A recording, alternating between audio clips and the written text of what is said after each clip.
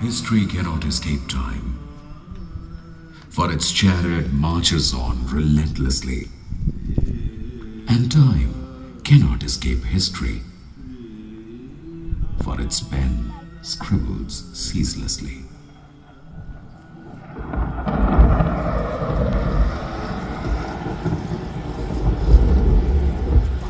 The year is 1036. As the darkness of the night thickens, the earth begins to undulate with rain.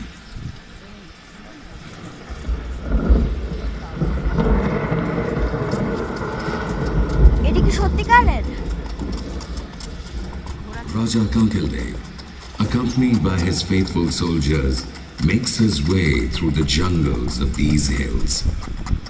Lightning crashes against the dense clouds, briefly illuminating the path ahead, and the army advances at a steady pace.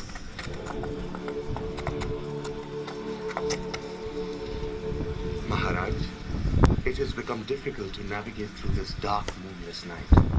There seems to be a hermit's cottage in the distance and ruins of an ancient temple nearby. Shall we camp here tonight? Very well. We shall rest here now and proceed again at daybreak.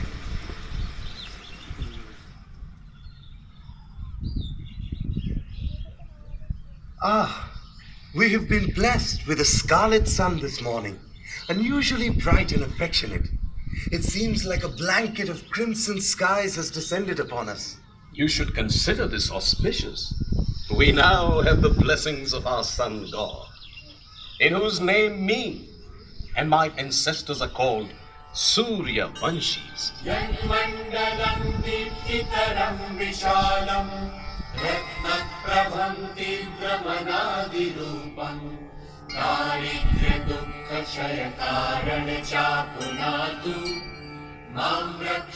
Maharaj, do you not belong to the lineage of Lord Ram?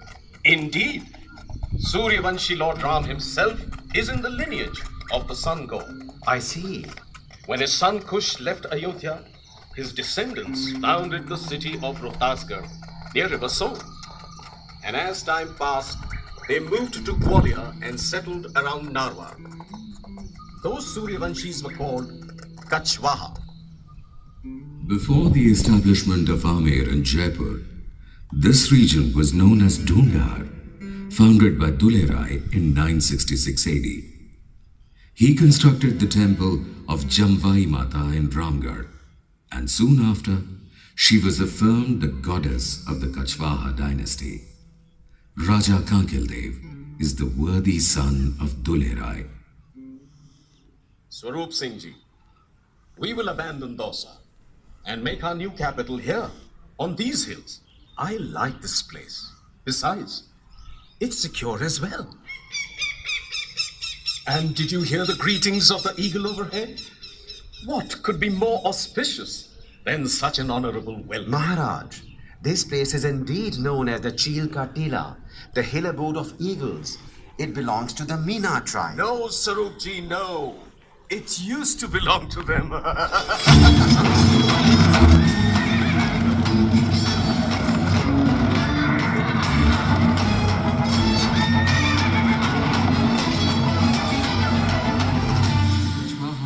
No time in defeating the local Meena tribe and laying the foundations of their new capital in Amer. It is believed that Raja Kankaldev constructed a fort atop this hill called Kankilgarh and established the Ambikeshwar temple, from where Amer derives its name.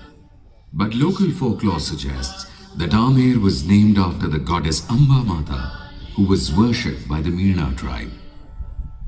Tales and legends are always more intriguing than facts. And so it is also said that Raja Kankildev's father, Dulerai, is none other than Dholarai of the famous love fable Dhola Maru, which still resounds widely in Rajasthan.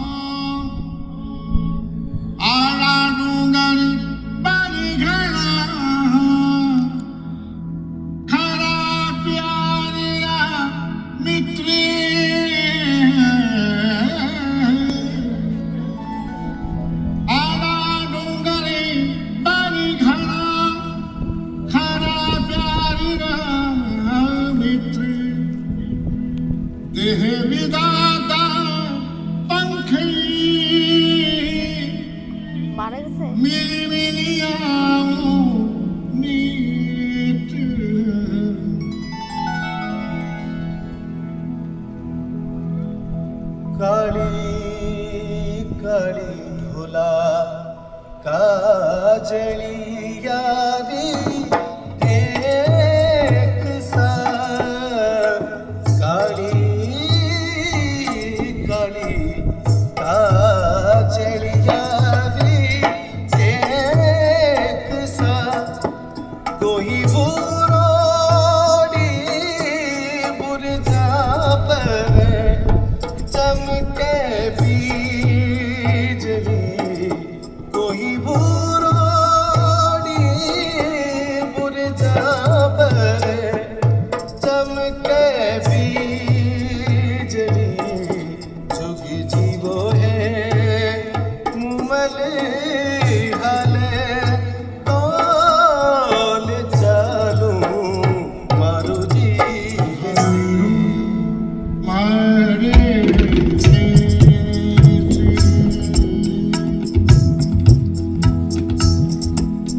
केसरिया बालम आमुनि पधारू भारे पधारू हरे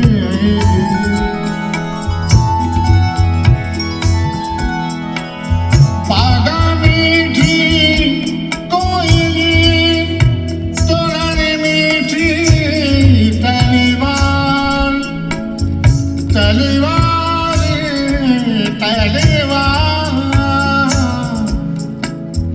सेजा मीठी कामनी तो चौपड़ी मीठी शारी सेजा मीठी With the establishment of the capital, the foundation of a new fort was also laid. That marked the beginning of a 700-year rule of the Kachwaha dynasty from this very fort of Amer. In the early age of bow and arrow, the fort walls stood low. But the coming of gunpowder and increasing use of guns raised the height of the walls considerably. The walls cast in stone were also cast in poetry. Many poets of the time sang in praise of Amer, describing the beauty, royalty and valor of the Rajputs. पहुंचत भो आमेर में हुकुम भूप जैसा ही महल चील ठौरा बने बासर उत्तम माही जयगढ़ ताको नाऊंगे भाषिव फेरी नरेश करनी अधिकाई जिते बरनी जाति न शेष. The Rajputs not only wielded the blade in the battlefield, but also walked admirably on the blade of love. तलवार से वो घायल करे नैन से घायल हुए तेगर भाले सब सहे बैन से घायल हुए. With every new ruler, the fort was extended, expanded, and adorned further. The Kachwahas were not just able warriors, but efficient administrators and strategists as well, maintaining cordial relations with other rulers through diplomacy, friendship, and royal exchanges. Over the centuries, their contribution to India's flourishing riches, traditions, and culture has been significant.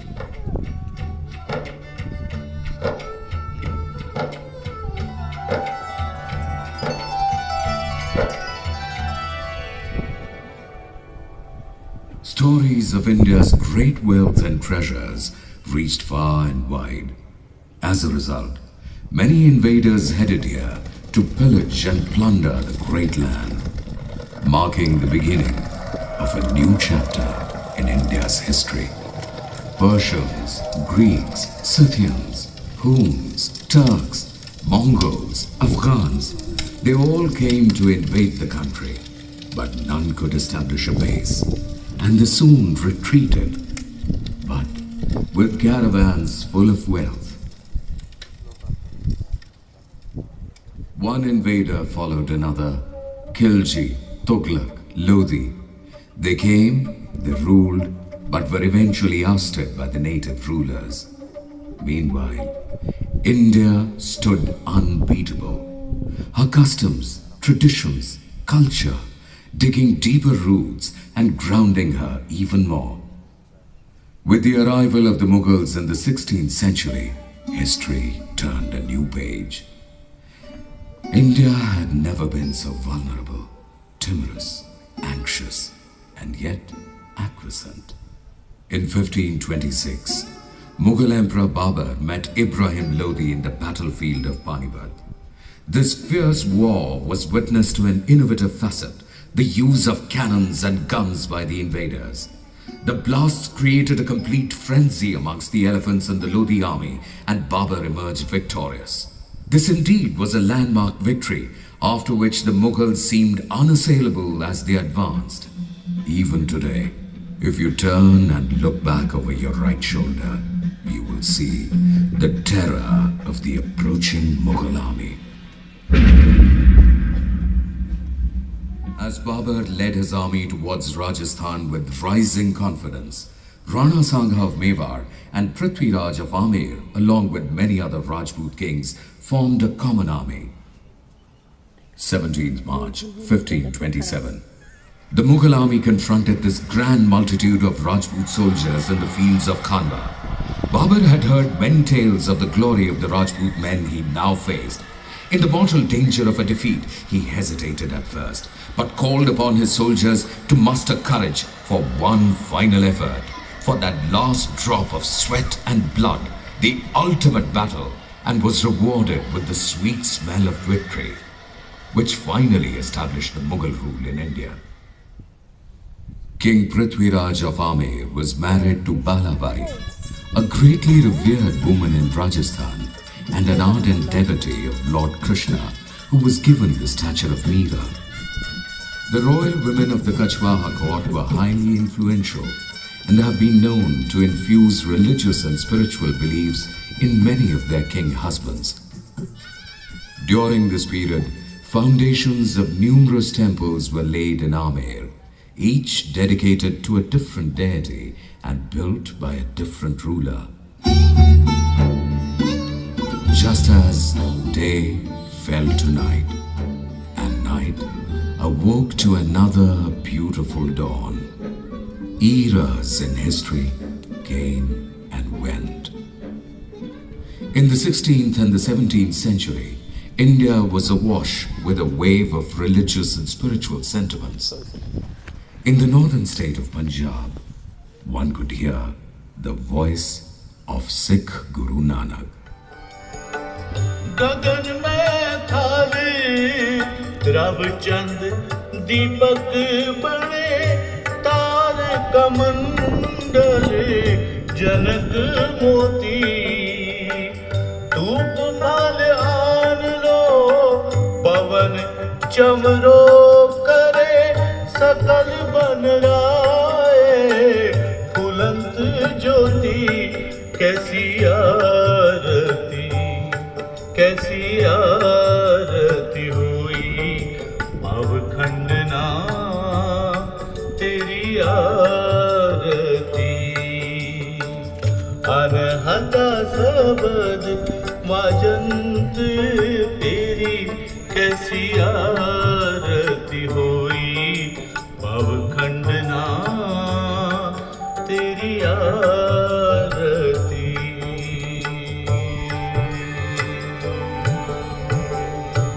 The epic Ramayana inspired Tulsidas in Banaras to pen Ramcharitmanas. रघुकुल रीति सदा चली आई प्राण जाए पर वचन न जाए. In Rajasthan, Rahim and Raskhan recited couplets in the Braj language, and the land echoed with the music of Ravidas and Meera. मेरे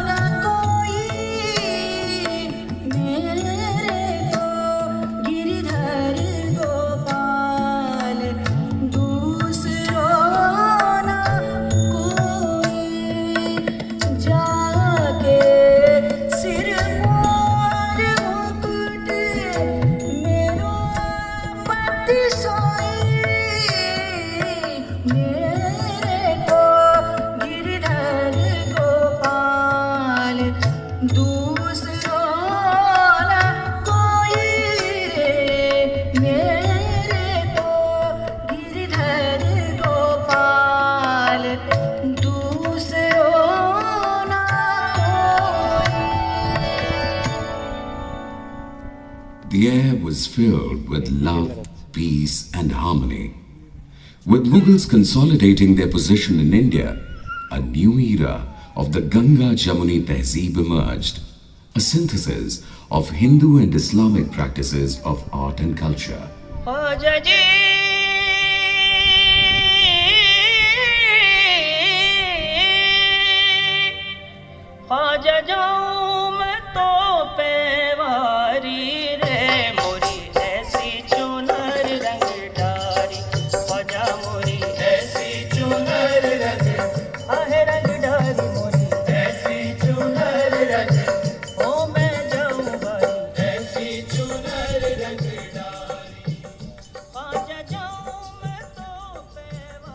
When Emperor Akbar ascended the Mughal throne, he expressed his desire to form military alliances with all Rajput kings. Taking a cue, Raja Bharmal of Amer approached his loyal friend Majnu Khan, one of the commanders of Emperor Akbar, to arrange a meeting. Jahanpana, I take pleasure in introducing to you Raja Bharmal of Amer, chief ruler of the Kachwaha dynasty of Rajputs, known for his humility, nobility, and valor. It has been his heartfelt desire to walk in your shadow and offer allegiance to the mighty emperor. The great Emperor Babur had mentioned in his memoirs that if the desire to rule over India is to be successfully fulfilled, it stands imperative to respect and regard the traditions, culture, and sentiments of every clan, sect, or tribe of the nation without interference or intrusion. It is our desire to follow the same principles.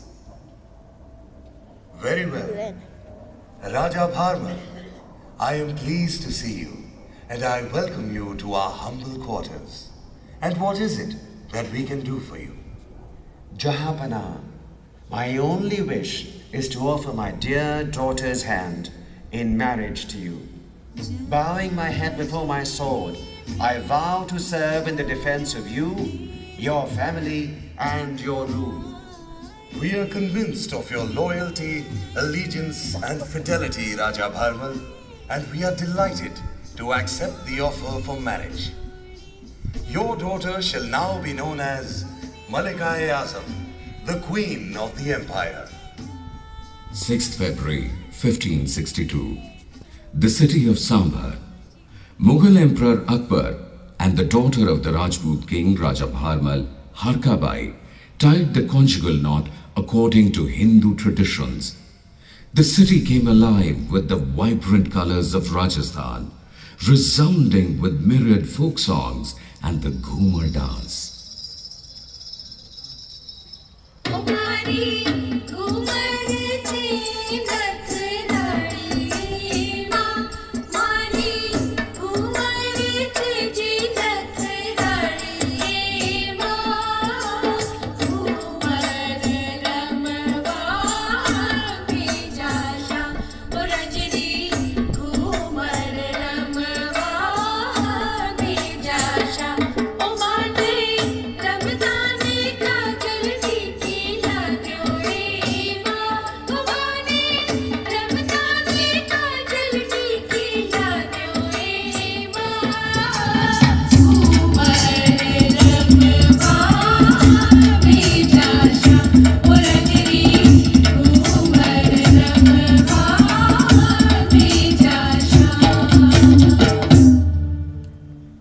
This was the first pact between the Kachwaha dynasty and the Mughal rule, paving the way for many more. And born from this alliance was the Rajput Mughal prince Jahangir. Jahangir later took to the throne and marked an important place for himself in the history of India. In the true spirit of the Ganga Jamuni Tehzeeb, conceived by Emperor Babur, Akbar's court not only observed the Muslim festival of Eid with great fervor, but also celebrated Hindu festivals like Janmashtami, Deepavali, Dashera, and Holi, all with the same zeal and passion. 14 भुवन में उजागर है ये कोकिल बनी सदानंद किशोरी मृग महिमा प्यारी हे चंद्र बदनी सदानंद किशोरी अब तो बरस दिखा जा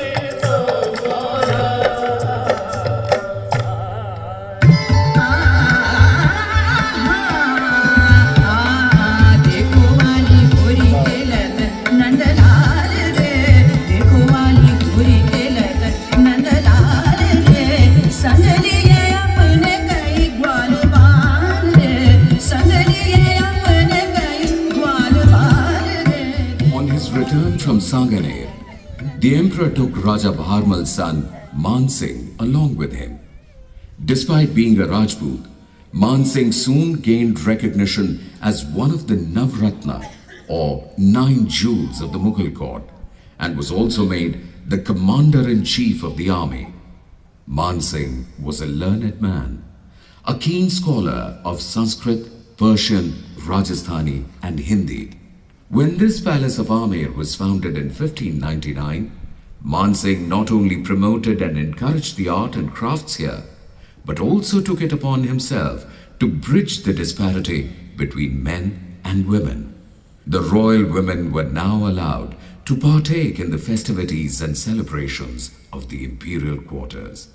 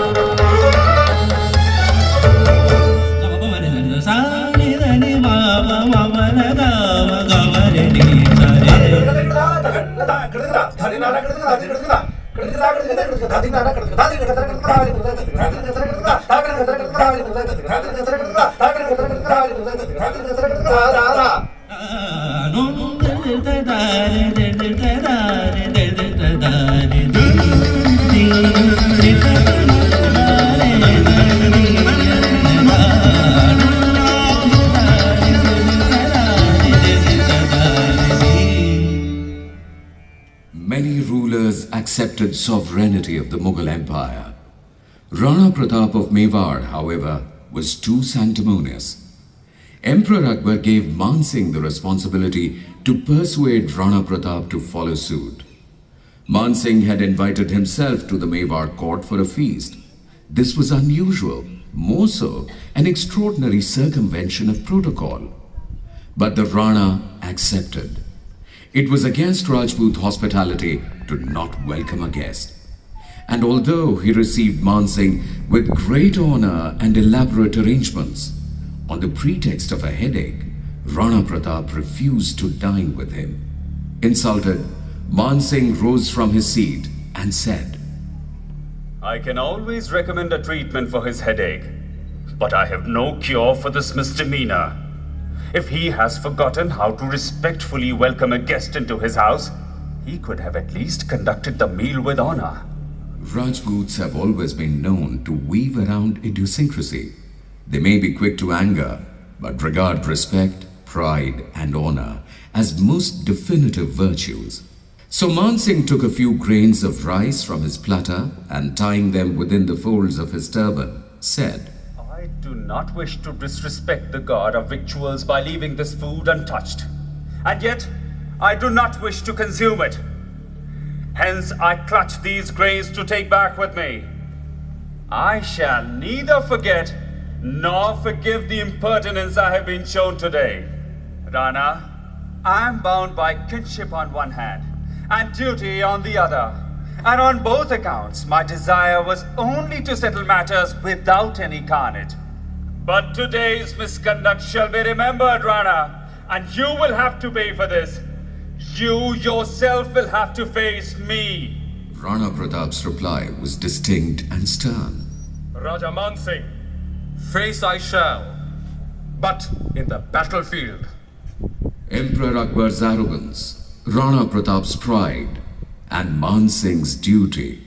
Consequence, the Battle of Haldi Ghati in 1576. The commander-in-chief of the Mughal army was the Hindu ruler Man Singh, who came face to face with Hakim Khan Sur, a Muslim general of the Hindu state of Mewar. The armies were bold, the battle was fierce, and fortunes were being written in sand, first favoring one faction and, in the next instance, the other. Sensing the Mughal army's bid to surround and immobilize Rana Pratap, the Rajput army manipulated his escape on his loyal horse to a secure distance. Pratap lost all territory, and yet won in the face of defeat, for he had not been captured. Wherever there were cries of discontent and revolts in the Mughal Empire, Akbar would commission Man Singh to lead the Mughal army to suppress these uprisings. Yusuf Chagatai, along with many other tribe leaders, mutinied against the mighty empire. But Man Singh was able to overpower them, hoisting the Mughal flag even higher. On one such mission, Man Singh's army was trekking through the frigid mountains in the north, en route to Kabul and Kandahar, and River Indus near Attock was swelling with icy rapids. Some soldiers hesitated, believing that crossing the river into foreign land would result in inauspicious fate. Man Singh came to the front and recited a couplet. All land belongs to one deity. Where is the hindrance in that? But they who have hindrance in their souls are hindered. Samay bhumi ko baal ki, ya main atak kaha, jaake man mein atak hai, soi atak raha. All apprehensions disappeared, and the soldiers leapt across the raging river on their horses.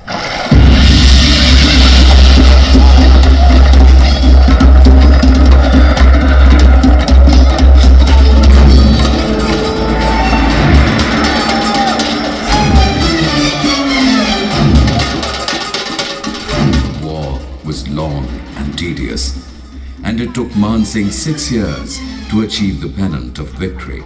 At the end of the battle, Manohar Das, the chief of Samod, took the flags of the 5 defeated rebel clans and placed them in Man Singh's hands.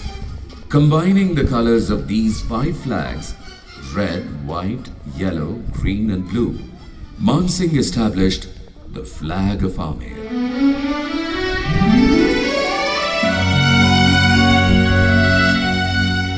This flag continued to adorn Jaipur till the Indian tricolour was instituted.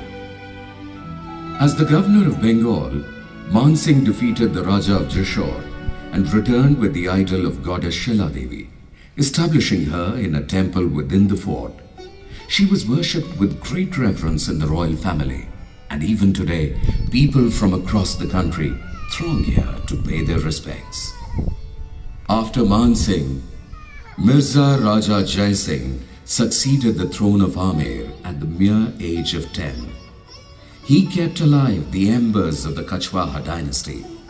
He constructed the famous Divan-e-Am court with expert and skilled craftsmanship, perfectly blending Hindu and Islamic architecture, decorated with unmatched ornate carvings. Even today, it stands as an evidence of consummate pride, honor, and reverence of the Kachwaha dynasty.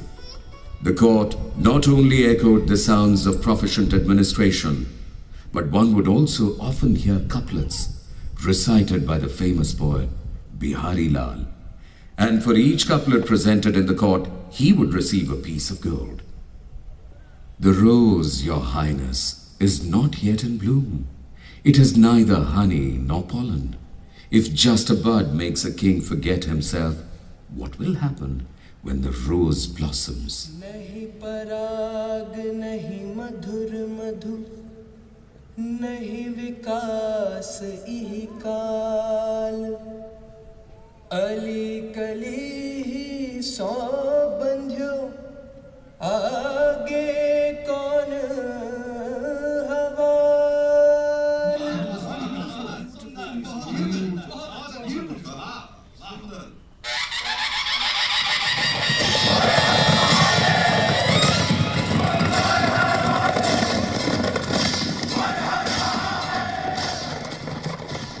During the reign of Emperor Aurangzeb, the Marathas, a strong Deccan clan known for their tactical warfare, were gradually escalating attacks on Delhi and Rajasthan. When Aurangzeb's army failed to capture the Maratha warrior Shivaji, the emperor commissioned Mirza Raja Jai Singh to engage him. Jai Singh cornered Shivaji in Purandar and persuaded him to negotiate.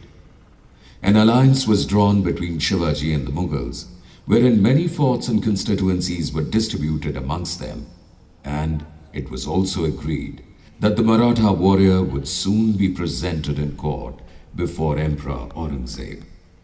Mirza Raja Jai Singh was unable to attend the court, but gave charge to his son Ram Singh to ensure the comfort, safety and dignity of Shivaji, and also requested Aurangzeb to honor this promise with stately magnitude.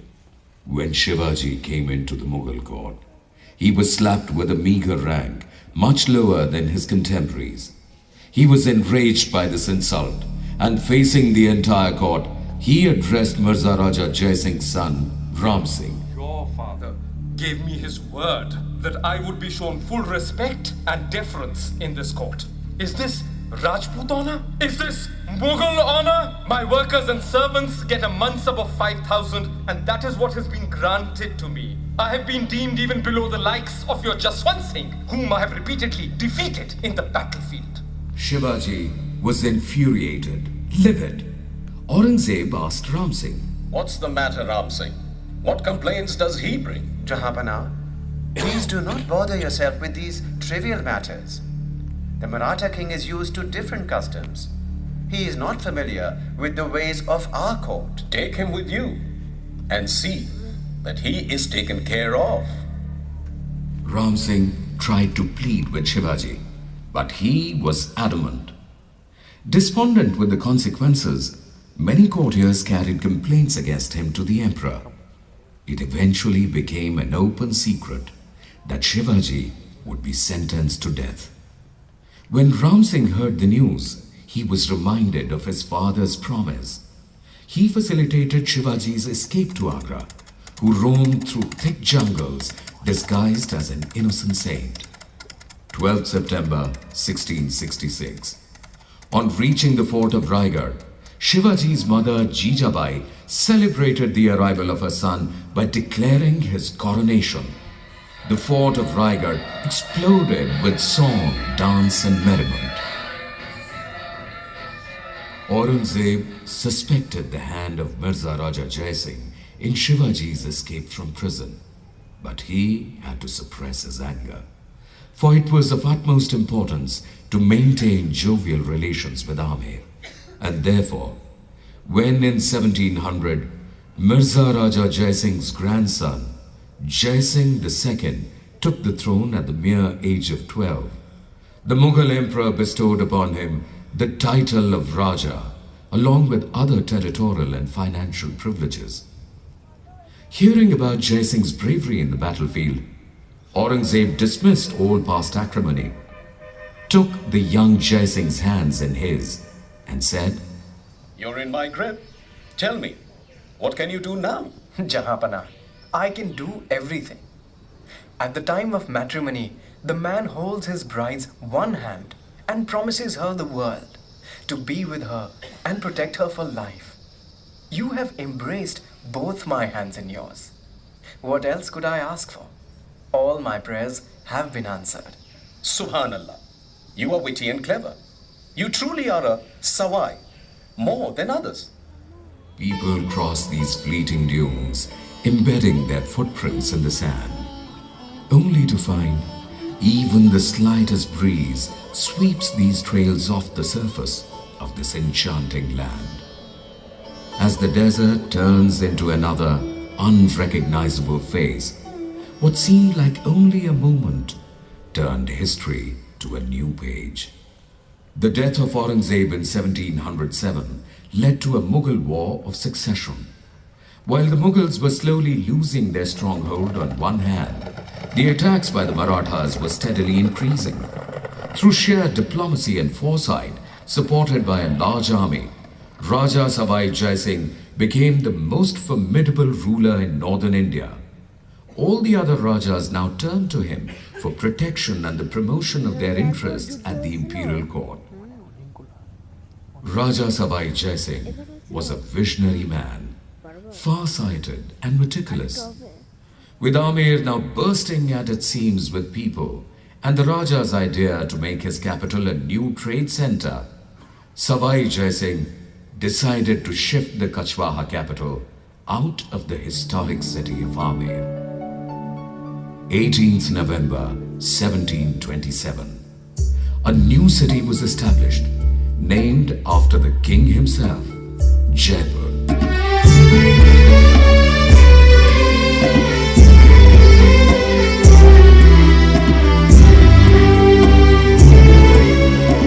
With his far-sightedness and scrupulous thoughts, he made the first planned city of India, designed on a grid system.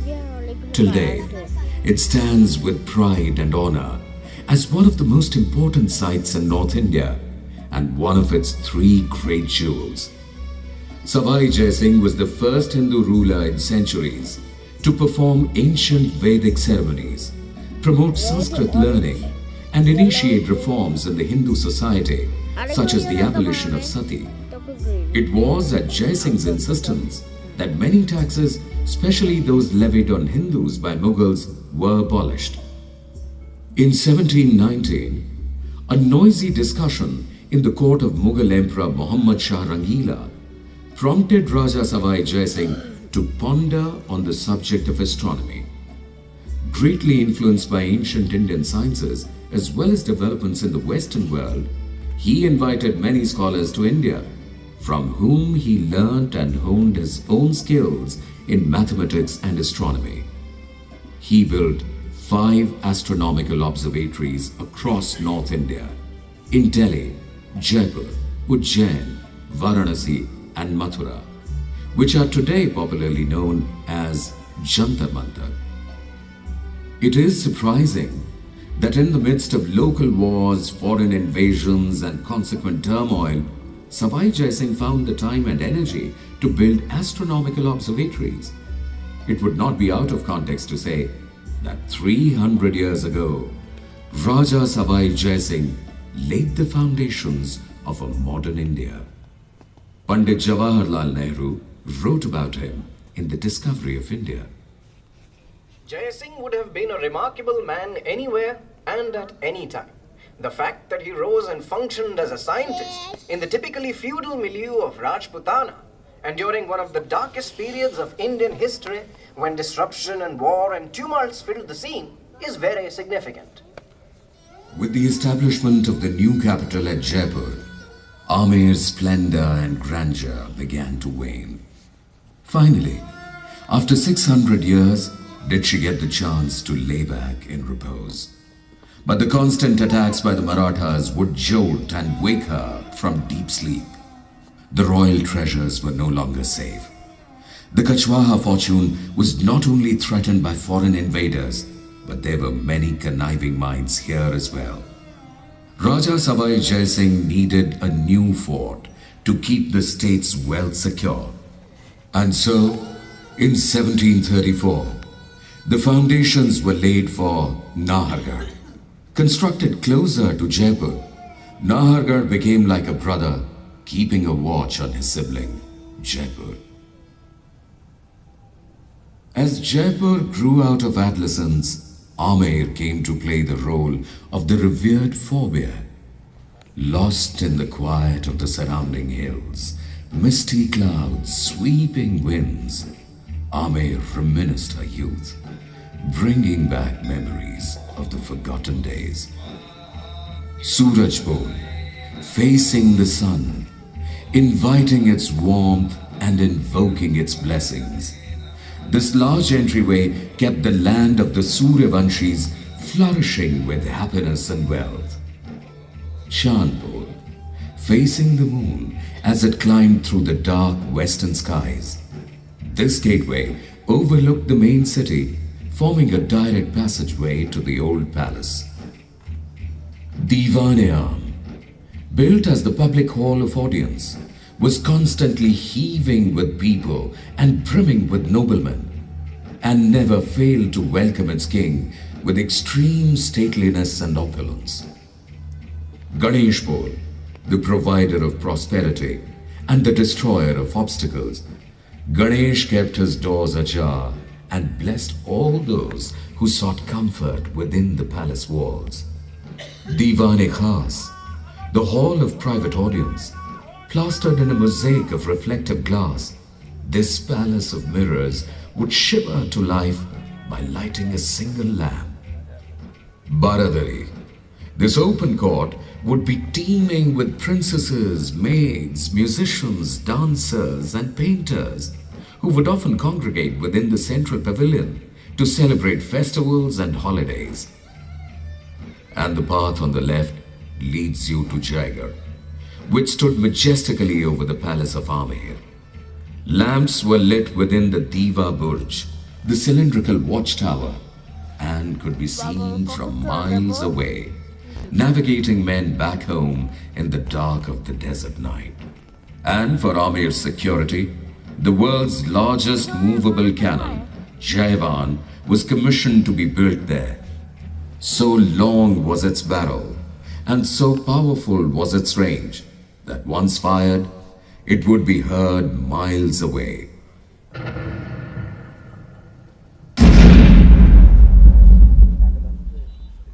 Holding on to past culture, tradition and customs, Amer was fading into a stupor.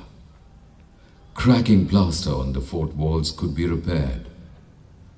But as one government gave way to another, the loneliness Amer felt was never realized.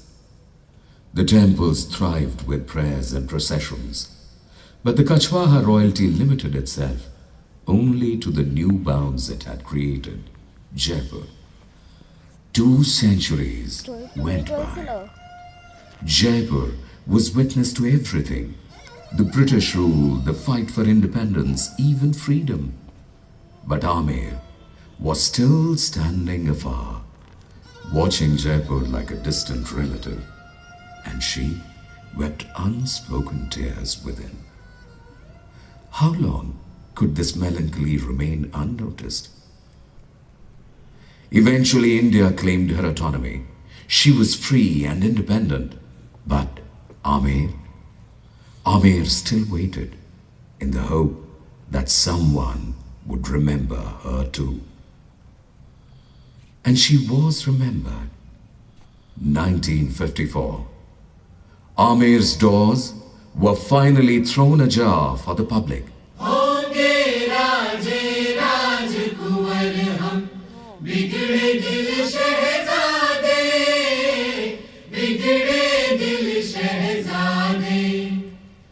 हम सिंहासन पर जा बैठे करे इरादे, जब जब करे इरादे. Amer now belonged to the people, and the people belonged to Amer.